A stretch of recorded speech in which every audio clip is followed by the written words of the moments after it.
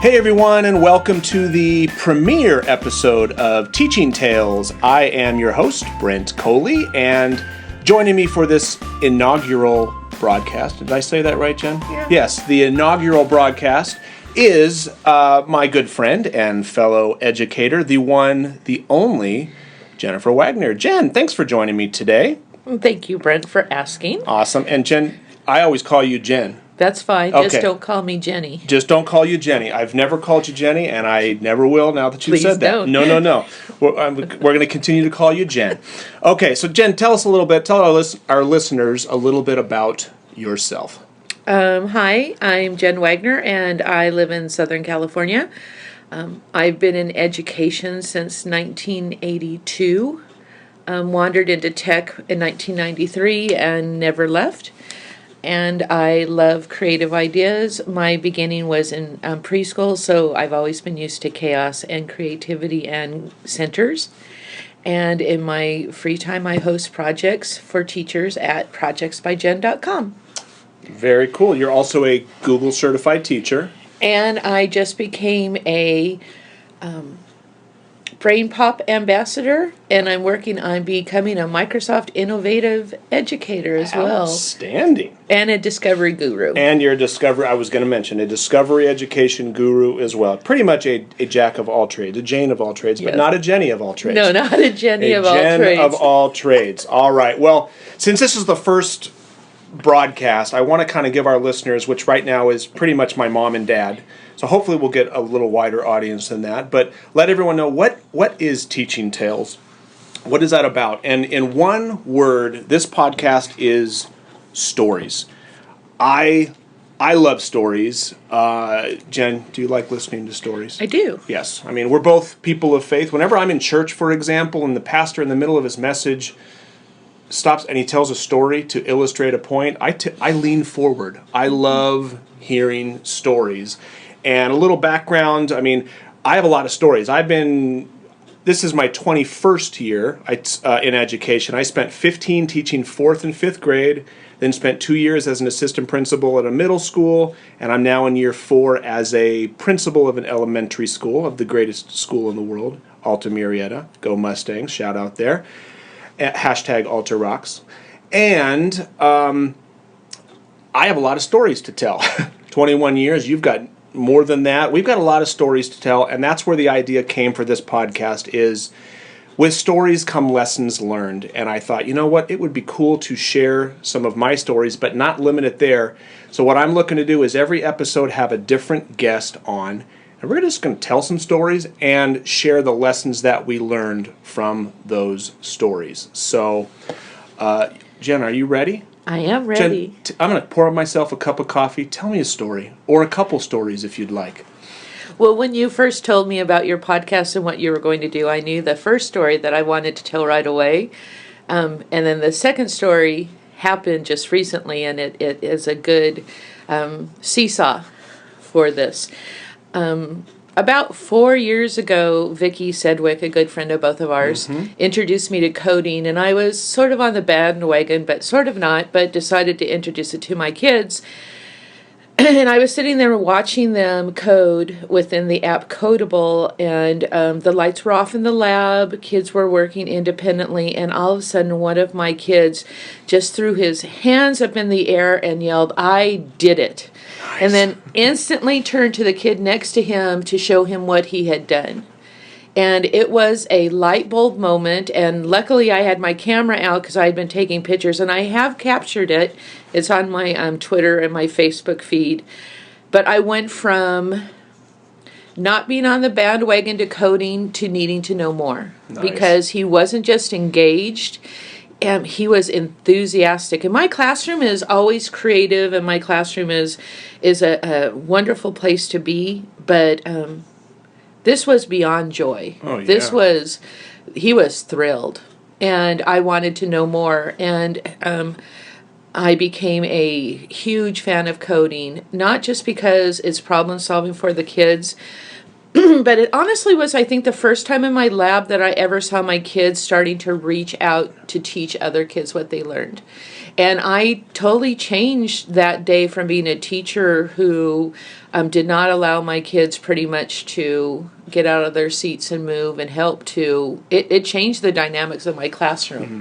I saw the power of, and I was so blessed that I captured that moment. Yeah, the fact that you had your camera. That I had my camera. Is awesome. How many times do we think, oh, if I only could have got that on tape. It's a moment that I have in my heart, but I also have it on Facebook as well. Facebook as well. And what it taught me besides coding was to be aware of what's happening in my classroom, to notice my kids, which then will seesaw us to what happened last week. Mm-hmm. My school is an accelerated reader school, and we do STAR testing, and for first grade through sixth grade. And when we were looking at one of the scores of one of the first graders this past week, I and his teacher noticed he had taken the test in 5 minutes, and there's no way you could take 34 questions in 5 minutes. Not well. Not well. And his score was not well. Sure. And I wasn't watching. And I did not, for some reason, he wasn't on my radar that day. And it's the opposite of noticing everything to not noticing. And it was a wake-up call to me. You told me something just recently, I don't remember, it was 2 words, and it was when you watch, you make sure that you're keeping your eyes on your group. Situational awareness. Yes. I can get lost by helping one student or a small group of students, mm-hmm. or teachers even, mm-hmm. and not notice what was going on. So it was I know there is like a seesaw, they're totally opposite, but one was because I captured an event that was so life-changing, it made a difference in my class. Mm-hmm. On the other hand, I missed a moment that is now life-changing and will change my class because I need to stay more aware to what's going on in the class. And I can lose myself with a small group. Yeah. And turn my whole back to the rest of the class, and praise God, I have good kids that behave, and we have a cozy area. And when they're sitting in the cozy area, it's like they're content. Yeah. But it's easy to do with a small group to be so focused there. But yeah, when we were chatting yesterday, and that situational awareness. One of my good friends did his PhD, his dissertation, and did a lot of research on that, and found that situational awareness is one of the, from a teaching perspective, but also a leadership perspective, it's one of the highest indicators for success is being aware of your surroundings, what's going on. So, which is driving too.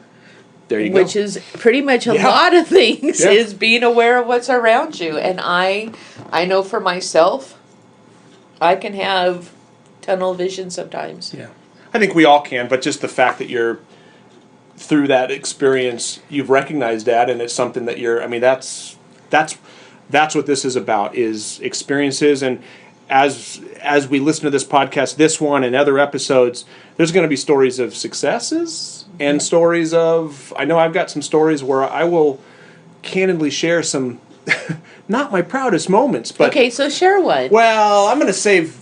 The one I'm thinking of, I'm going to save that for another episode. But I'm going to kind of flip what you talked about, situational awareness and seeing and being aware of what's going on. I'm going to kind of flip it the other direction in terms of students being aware. I think it was my 6th year of teaching. I was teaching back in Fullerton, and we had a day called Literature Appreciation Day. It was... Now a lot of schools have Dr. Seuss's birthday, and before they had those types of things, we did a day, it was actually on Dr. Seuss's birthday, where we set up a schedule where teachers would go and visit other classrooms and read to the kids. Kids came in PJs, we moved desks to the side. It was just a day completely devoted to reading. It was awesome. I taught 5th grade at the time, so I was scheduled to visit a 4th, a 5th, and a 6th grade classroom. And I was stoked about it because, A, I got to wear PJs that day, but also I was excited to visit the 6th grade classroom because I was going to get to visit and see some of my former students, because it was a K-6 school, which is fun, where I taught. So I remember coming in, setting up in front of the classroom of that 6th grade classroom, and as I would always do when I would read aloud to kids, I would have the book in one hand, and I would have a water bottle in my second hand, because I would get parched after reading. And I remember I was reading, and at some point I kind of stopped. And so imagine, Jen, you're seeing me hold a water bottle right now, but listeners, you kind of imagine I'm holding the book with my left hand, and I'm holding a water bottle with my right hand. And I paused for a second, and I unscrewed the cap with my right hand, took a drink of water, and then screwed the cap back on. But picture that all being done without dropping it, without dropping the bottle. Or the book is held in the left. I'm unscrewing the cap, taking a drink, and screwing the cap back on with my right hand. So the fingers of my right hand. And right when I was done, one of the girls in the front row, her head went back, and she went, "Oh my gosh, I totally remember that." And I remember stopping and kind of looking down and looking, saying, "Bobby." So Bobby, if you're listening to this, shout out to you. Hope that you're doing well. I think you're in med school right now.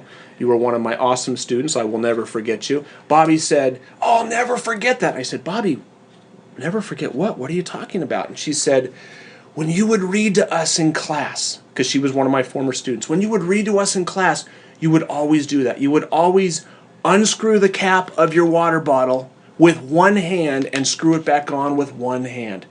And I was always amazed by that. And it totally hit me, Jen, because at that point, I never in my life had once thought about any novelty of unscrewing the cap with one hand. Not once. But I realized, oh my gosh, she was watching everything. And I taught Bobby for 2 years. I taught her in 4th, and then when I moved up to 5th grade, she followed me. So I taught her for 360 total days, countless lessons in math, reading, language art, everything.